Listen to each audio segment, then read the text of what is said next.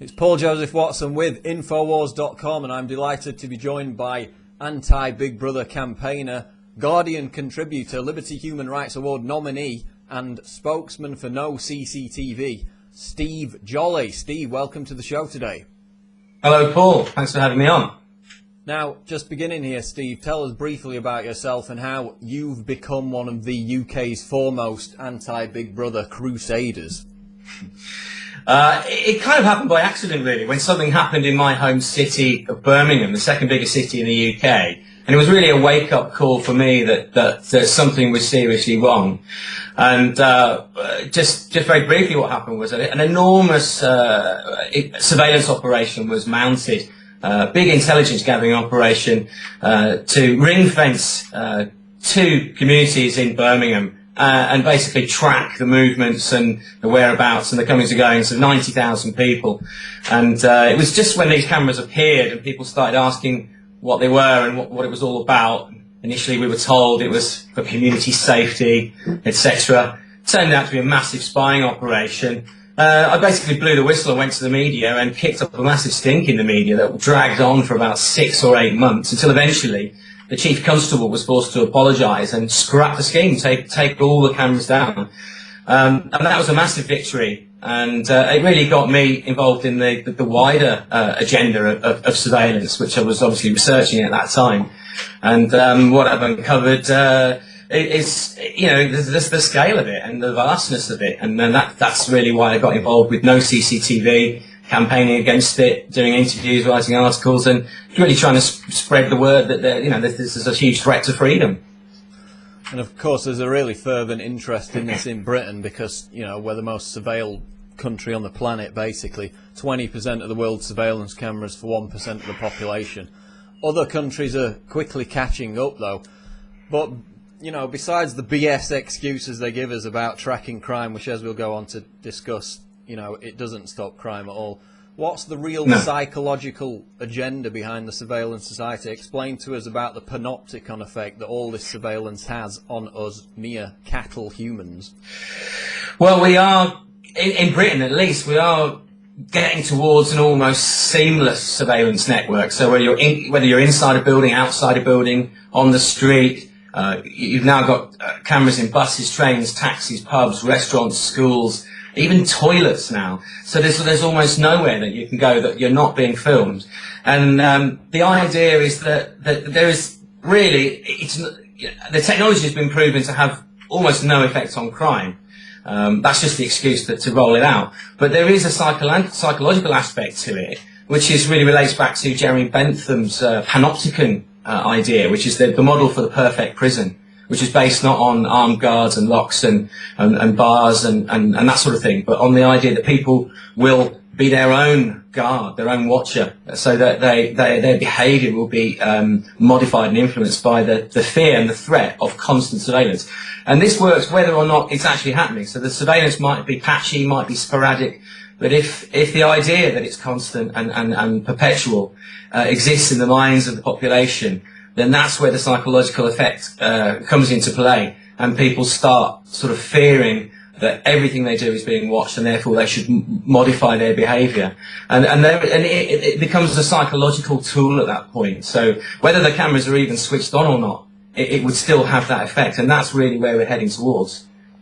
Yeah, it's the whole thing about people modifying their behaviour, as you said, and that creates an environment of fear, distrust, paranoia. And as you said, it makes people less inclined to exercise the freedoms that they do have for fear of persecution by this all-seeing Big Brother. But tying into that is, of course, we've got the barking surveillance cameras in Middlesbrough extending to other areas of the UK. But now the next level in this technological development is IntelliStreets, which we see rolling out in the US. And we at Infowars are actually the first ones to kind of blow the whistle on this. It was already out in the media. They were pushing it out with their PR press releases. I looked into it and found out that it was basically a whole networked surveillance hub of street lights that double as both surveillance cameras and emergency broadcast systems. They can bark out orders. They can even record people's conversations on the streets. And this is the truly the next level of this digitised high-definition surveillance landscape that you talk about. So tell us about IntelliStreets and the next level of surveillance that we're now seeing rolled out. Well, that is the Orwellian telescreen, isn't it? The monitor in the street that can watch you and speak to you and record you. These IntelliStreets systems, it just basically turns the whole street lighting network into a spy grid, and they've reportedly got sensors, people counters, you know, as you said, speakers, microphones, so they can listen in, they can talk to you. I mean, this is sort of such control freakery. You know, the technocrats are saying this is a wonderful thing for society to make us all safe. But again, it's the psychological control, the behavioural modification that we're being saturated from all sides with now. And you know, I can see this. I think it's already been installed in, is it Pittsburgh, Detroit, and Chicago? It's being installed right now. Cities, yeah. And, you know, if the Department of Homeland Security gets its way, I'm sure they'll extend that to other cities as well. And Britain, incidentally, is switching to not the same thing, not yet anyway, but it's switching to a smart street lighting grid. So it's all centrally controlled, and the idea is that it's energy saving, and it can be controlled remotely from one central location, which would be handy, I guess, for implementing curfews and things like that. But you've always got the option to add other technologies to it. Once you've got a centralized control system, you know, you can add, you know, surveillance capability at a later date. Haven't heard anything about that yet in the UK, but it's something I'll certainly be looking out for. Now, just briefly, this Snoopers Charters Bill, we're talking about complete, total surveillance of email and all communications. Tell us what the Snoopers Charter means for online privacy. Well, this draft communications bill, you know, it's, to me, it's horrendous. It basically declares that every citizen is now a suspect, and that everyone will be under constant and perpetual investigation and monitoring. So it attempts to spell the end of privacy, the private conversation. Anything you do electronically, whether it be on your landline telephone, your mobile phone, the internet, web pages you look at, emails, text messages, everything will be monitored and stored. And this again is, you know, it taps into this sort of panopticonization of society, so that it's the idea in people's minds that you cannot say or do anything without the government or a private corporation listening in and monitoring. And it all sort of gathers towards the conformity principle, so that people don't stray outside of accepted norms, whether it be in free speech or political speech, or there is this fear that everything is monitored, and you know, to keep people in their boxes of conformity and normality. And the Snoopers Charter really is an outright declaration of totalitarianism. The only other governments that already do this openly are China, Kazakhstan, and Iran. It's the total monitoring of the citizenry.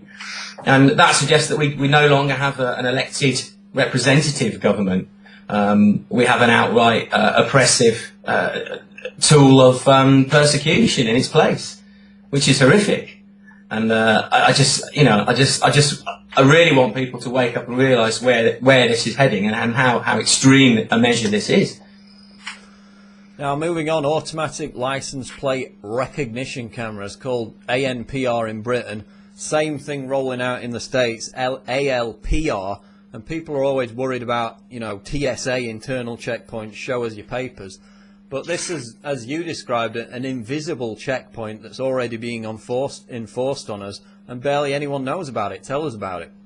Yeah, ANPR, automatic number plate recognition, is quite a big, scary, powerful tool. And it's been sold to the public as a way that the police can track stolen vehicles and catch wanted criminals. And of course, what's not to like about that? But it does a lot more than we're being told. So what we're told it does is it scans every number plate of every vehicle that passes by a camera and just checks that the car's not stolen, that it's taxed and insured, stuff like that. But it's also a massive intelligence gathering tool. It tracks, records your every journey, records a log of everywhere you've ever been. And in Britain, this is on the motorways, the main roads, petrol stations. There's well over 10,000 of these cameras that have been stealthily erected by ACPO, the Association of Chief Police Officers, which is this private company that designs UK policing policy, largely unaccountable to Parliament or MPs at all. They're very secretive about where they've put them and how many they've got. They don't want us to know about this. They won't give information out under the Freedom of Information Act. But what's the most insidious part about it is that behind the cameras, which are just basically, standard CCTV cameras that take a photograph of the license plate, what sits behind that is a really sophisticated back office system. So we have data mining software to compile huge amounts of data on people, and this is this is basically intelligence gathering. So this isn't about looking for wanted criminals or stolen vehicles. It's much more than that. And one of the main manufacturers, there are many, but Pips Technologies, American firm, they've supplied the Home Office and all UK police forces with these cameras and the systems that sit behind them. There's a company called PlateScan Inc., which is an American company that's openly working with the CIA. I mean, there's a press release on the CIA's website that says they welcome PlateScan Inc. and into a technology partnership to support the aims of the Central Intelligence Agency and the wider intelligence community. So that suggests it's not just about finding stolen cars and perhaps catching the odd drug dealer, but this is much bigger than that. And the intelligence gathering function is what it's really about. But that's the bit that we're not being told about. We're being told about, this will keep your community safe and catch bad guys. But really the intentions are much more insidious. And also they've got them at all the modern car parks. I went to Heathrow yesterday, and to use the car park you need to submit yourself to one of these license plate scans, otherwise you're not getting out the car park, because that's how they know you've paid. So they're phasing it in everywhere. But I mean, Steve, why, if you've got nothing to hide, why are you so worried? Well, that's an interesting point, because currently the UK police say that they're only really using about 2% of this data. So all the data that's available to them, the 2% that they're really interested in currently is actual crime. So they would check for tax, insurance, and against the criminal database. So that just see that car isn't connected with crime, and that's mainly what they say they're using, and that's the 2%. But the data mining companies that are working with the police are encouraging them to make use of the 98% of data that they don't currently use. Now, what that means is all the innocent people, the innocent law-abiding people who've done nothing wrong, the police are now saying, well, we've got all this information, why don't we do something with it? We could really get in there and analyse that and interpret patterns of behaviour and make links between people and locations and really build files on people. These are people who are not suspected of doing anything wrong.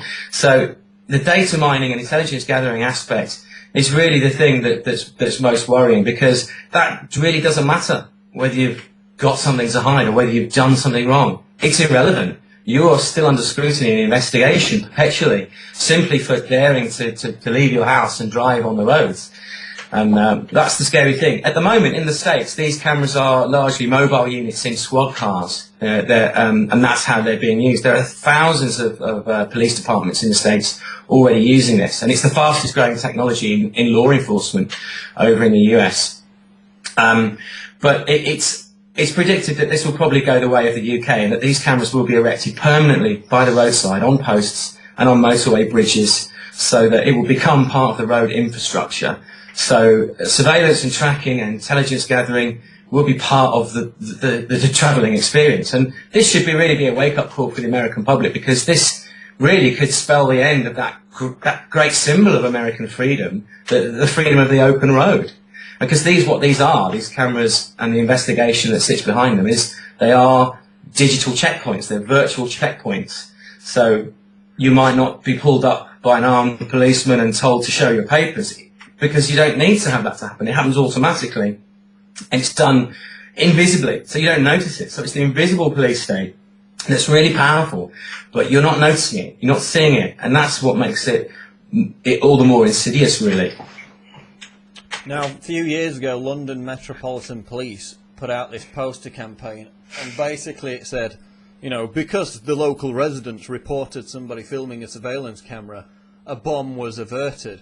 And we did a big piece on that, and basically it's about this process of anybody who's suspicious of being completely watched 24/7, they're the suspect, they're the criminal, they're the terrorist. But on the flip side, there's this whole meme about how we have to start loving Big Brother. So they've split it on two sides. They explain to us, again delving into the psychological aspect, why they're doing it, why they're treating people who are aware of the surveillance as suspects while telling everybody else that they should love Big Brother, it's for their safety.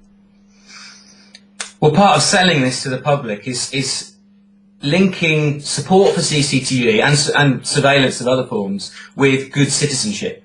So if you're an honest, law-abiding, tax-paying person, then you're encouraged to support surveillance, whether it be CCTV cameras, ANPR, internet snooping, any kind of surveillance. We're being urged that this is the good thing to do if you're a good citizen. And a lot of people buy that and consider that it's not a threat to them because they're not doing anything wrong. But it's part of the psychological conditioning that if you're not happy with the constant surveillance and you object to it in some way, then you're going to be labelled a criminal. You're going to be suspected. You're going to be considered suspicious. What have you got to hide that you don't like to be under constant surveillance? And it's conditioning the public to love the surveillance, to welcome it, and even ask for more of it. Now you've got two big activist events coming up in the world of anti-Big Brother campaigning. Tell us about those, and also tell us about the victories you've had. You briefly mentioned one earlier with Project Champion, because people should not get disillusioned by this. We've fought back on several fronts and we've had victories. So tell people about that. Tell people about the events coming up soon. Yeah, that's a really important point, because when you start to look at all the various elements of the surveillance state and how it fits together and the developments that we're told are coming down the pipeline, it can seem a bit overwhelming, and people might think, wow, what do we do about this? But it can be done, and often it's done at a local level when schemes are discussed and introduced. If there's local opposition to it, you can get them stopped. There's two examples that I'm thinking of just off the top of my head. Is Project Champion in Birmingham, which was a massive spy camera operation. And that was defeated because there was local uproar, there was loads of negative media coverage, and the police were embarrassed because obviously it was exposed that they'd lied about it and that it was something other than what we were told.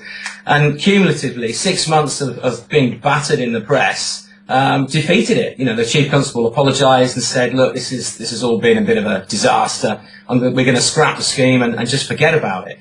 That was the only way they could kill the story in the media. So that worked, just local pressure and media pressure. Another example is Oxford City Council. They tried to mandate CCTV cameras in all their taxis, which would also record sound. So they would record everything you say when you're in the taxi, as if this is perfectly normal, and why would anyone be uncomfortable with such a suggestion? And they were going to make this compulsory for all Oxford City Council taxis. But local campaigners, the taxi drivers themselves, and local people and campaign groups like Big Brother Watch in the UK got involved, and the council backed down and said they're simply not going to pursue the scheme. But if people just sort of tut and say, oh, this is dreadful, but don't do anything, then these schemes go ahead. And each little step is another incremental power grab and inching forward. And you've really got to challenge every single one of these, and you can do that at the local level. But on a bigger level, there are movements that are growing and growing. And often these things aren't reported. I'll give you an example of Freedom Not Fear, a big demo that took place in Berlin last September. 7,000, an estimated 7,000 people assembled on the streets of Berlin to protest against Big Brother government surveillance. And this, this being Germany, it's been a country that has fallen to fascism in recent history, was well aware of the dangers of excessive government power over its citizens. And there were thousands of people marching and protesting against government surveillance. It didn't get a single mention in the UK media at all. I think Russia Today covered it, but it wasn't mentioned in our media, because that might encourage others to do so. But that's taking place this year in September, 14th to the 17th of September. It's in Brussels this time, so they're going to try and hit the EU with this protest, and hopefully there'll be thousands of people there again. We only hope that it will get more media coverage and people will realise that there is massive opposition, and they can join it either locally and individually, at a community level, or join a bigger group, internationally.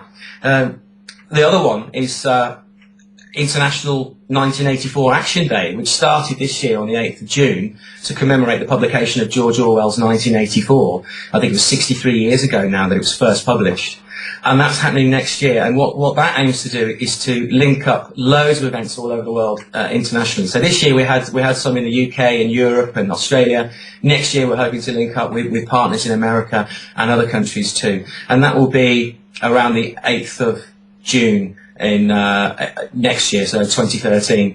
But people can look up, local groups or national groups, get in touch with people. I watched an excellent presentation by Glenn Greenwald the other day, talking about the surveillance state and the NSA and explaining why it was so, posed such a threat. There's all sorts of groups that people can get in touch with, but they do have to do something. We do have to challenge every step forward and every new development, and let people know that the manufacturing of consent isn't working as well as they would like, because it is manufactured. It's sold to us as just a straightforward, simple, good idea that all right-thinking people would agree with, and that only those criminals or terrorists would object to.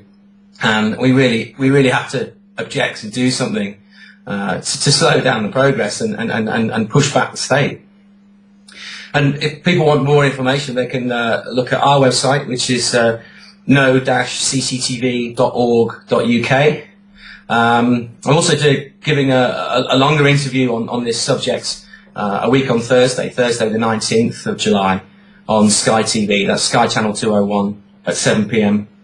A week on Thursday. So I just hope people can get involved and fight back against Big Brother. Well, it's been a pleasure, Steve, and we've got to get you on InfoWars Nightly News and, of course, the Alex Jones Show, because this is all bombshell information. It ties in with the US. This is by no means just UK-based. Everything we see in the UK is unfolding in the US. So we're definitely going to hear from you again soon. Steve Jolly, thanks for joining us. Thank you very much. Thank you.